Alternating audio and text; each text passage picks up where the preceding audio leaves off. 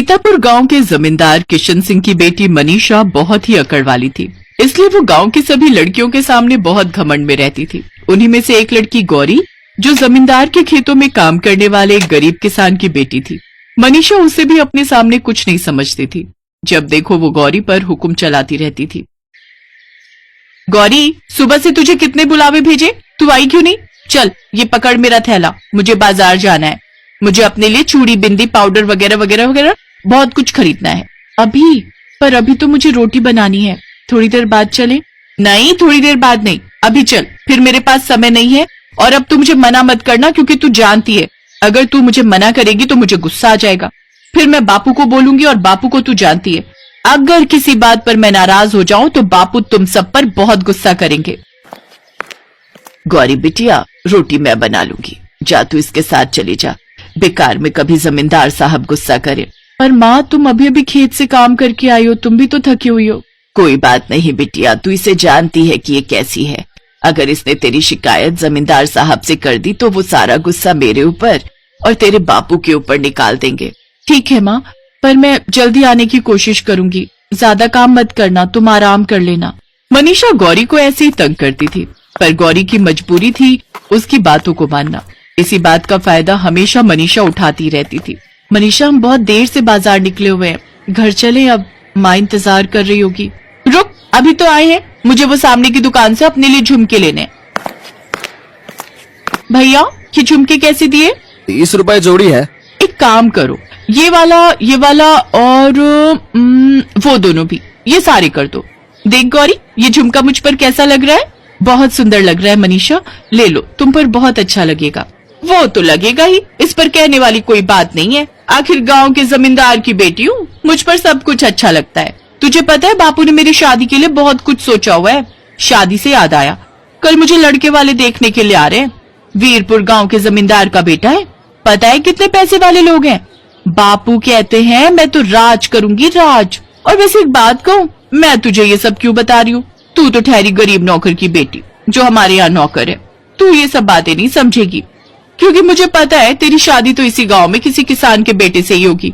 मेरे दिमाग में एक विचार आया है, अगर मेरी यहाँ बात पक्की हो जाती है तो मैं अपने होने वाले पति को कह दूंगी कि उनके घर में कोई नौकर हो, क्या पता वो अच्छा हो, तो हम तेरी शादी उससे कर देंगे। फिर तुझे कहीं काम ढूंढने की भी जरूरत नहीं पड़ेगी। तू अपने पति के साथ आराम से मेरी ससुराल में नौकरी करना। गौरी चुप हो जाती है। वो जानती थी कि मनीषा का स्वभाव कैसा है। मनीषा की शादी पक्की हो जाती है और वो अपनी शादी की तैयारी में लग जाती है। मनीषा शॉपिंग के लिए शहर जाती है तो गौरी को अपने साथ लेकर जाती है। भैया, मुझे तो महंगे से महंगा ब्राइडल लहंगा दिखाना, मैं अपनी शादी में इतनी सुंदर लगूं कि आसपास के गांव वाले देखते रह जाएं। बहन जी, हमारी दुकान का सबसे बढ़िया महंगा लहंगा है, पूरे 3 लाख का है। ये तो बहुत सुंदर लहंगा है, ये लहंगा मेरे ऊपर बहुत अच्छा लगेगा, पर अभी तो मैं इतनी थक चुकी हूँ कि इसको पहनकर देखने की बिल्कुल हिम्मत नहीं हो रही। एक काम कर गौरी, ये लहंगा तू पहन के दिखा, अगर सही लगेगा तो मैं यही ले लूंगी। पर मैं कैसे पहन सकती हूँ? ये तो तुम्हारा दुल्हन का लहंगा है ना? तो मैं कौन सा तुझे ये कह रही हूँ कि ये तेरा दुल्हन का लहंगा है? मैं जानती हूँ ये मेरा दुल्हन का लहंगा है। वैसे भी तुझ जैसी गरीब का ये ब्राइडल लहंगा हो भी नहीं सकता। ये तो तुझे मैं मौका दे रही हूँ सिर्फ पहन कर दिखाने के लिए। चल जा, अब जितना कहा है उतना सुन, मैं बहुत थक चुकी हूँ, मुझे गाँव भी वापस पहुंचना है, बहुत सारे काम है। गौरी वो ब्राइडल लहंगा ट्राई करने के लिए ट्रायल रूम में चली जाती है, पर जैसे ही वो लहंगा पहनकर बाहर आने लगती है उसकी नजर कोने में रखे एक पर्स पर जाती है। गौरी से पहले एक बड़ी उम्र की लेडी ट्रायल रूम से बाहर निकली थी। गौरी उन्हें आवाज लगाती है, आंटी जी, ये आपका बटुआ, आप अंदर भूल गए थे शायद। अरे हाँ, ये मेरा पर्स है, शुक्रिया। उम्र के साथ साथ याददाश्त भी कमजोर होती जा रही है। वो तो मेरी बड़ी बहू है जो मुझे यहाँ जबरदस्ती दुकान पर ले आई, वरना मैं बहुत कम निकलती हूँ। तुम्हारा क्या नाम है बिटिया? जी, मेरा नाम गौरी है। अच्छा, तो अपनी शादी का लहंगा पसंद करने आई हो। ये लहंगा तुम पर बहुत सुंदर लग रहा है। जी, ये मेरा लहंगा नहीं है, हमारे गांव के जमींदार साहब की बेटी है, उसकी शादी है, तो वो अपना लहंगा लेने आई थी। वो थोड़ी थकी हुई है, इसलिए उसने मुझे बोला कि मैं ये पहनकर उसे दिखा दूं। बस वही देख रही थी, तभी आपके बटुए पर मेरी नजर पड़ गई। अच्छा, वैसे कौन से गांव की हो तुम? जी, हम लोग सीतापुर गांव से आए हैं। सीतापुर गांव से? अच्छा, वहां के जमींदार तो मुझे बहुत अच्छे से जानते हैं। खैर, तुमसे मिलकर अच्छा लगा। तभी मनीषा गुस्से में आ जाती है। क्या बात है गौरी, मैं इतनी देर से तुम्हारा वहां बैठकर इंतजार कर रही हूँ और तुम यहाँ लहंगे को देख रही हो। अरे तुम भूल क्यों जाती हो कि तुम जैसी गरीब के लिए ये लहंगा नहीं बनाए।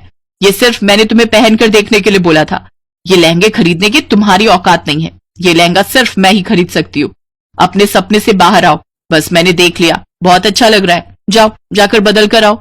वो लेडी देखती है कि मनीषा गौरी से बहुत बुरी तरह बात कर रही है। गौरी की आंखों में शर्म से आंसू आ जाते हैं और वो वापस ट्रायल रूम में लहंगा बदलने के लिए चली जाती है। अगले दिन गौरी जब तैयार होकर मनीषा के घर जाने लगी, तभी उसके घर के बाहर एक कार आकर रुकी। आंटी जी आप, और यहाँ आपको मेरे घर के बारे में कैसे पता चला? माँ, ये कल मुझे शहर में जिस दुकान से मनीषा ने लहंगा लिया ना, वहां मिली थी। नमस्ते। कल गौरी से मिलने के बाद मैं इसे भूल ही नहीं पाई। घर जाकर मैंने अपने बड़े बेटा बहू और छोटे बेटे से इस बारे में बात की। बहन जी, भाई साहब, मैं गौरी को अपने घर की बहू बनाना चाहती हूँ। मैं अपने छोटे बेटे राघव के लिए आपकी बेटी गौरी का हाथ मांगती हूँ। गौरी के माता पिता की खुशी का ठिकाना नहीं था। शहर के इतने बड़े अमीर खानदान से उनकी बेटी गौरी का रिश्ता आया था। राघव को भी गौरी बहुत पसंद आती है और यकीनन गौरी देखने में सुंदर भी बहुत थी, मानो कीचड़ में कमल। राघव और गौरी का रिश्ता तय हो जाता है। मनीषा की शादी के तुरंत बाद ही गौरी की भी शादी थी। मनीषा अपने पति के साथ उसकी शादी अटेंड करने आई थी। आओ मनीषा, अपनी सहेली से नहीं मिलोगी? देखो कैसा लग रहा है हमारी बहू का लहंगा। पूरे 5 लाख का है। तुम्हारा कितने का था? जी मेरा इससे कम का था, 3 लाख का। अच्छा आंटी जी, मुझे ना मेरे हस्बैंड बुला रहे हैं, हम लोग बस निकलने ही लगे थे।